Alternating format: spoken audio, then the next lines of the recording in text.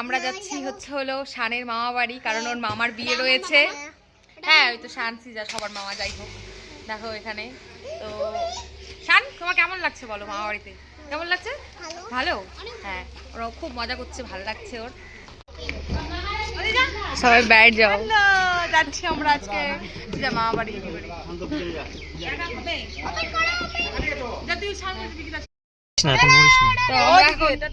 চাওয়াচাওয়ি করে বসেছি, চাওয়াচাওয়ি করে। দেখা ছান্টু যাই হোক,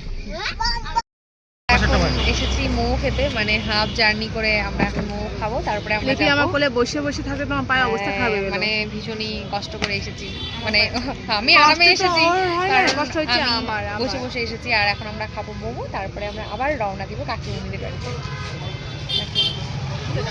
দেখো গাইস, আমি ওর নাম দীক্ষা নিয়েছি।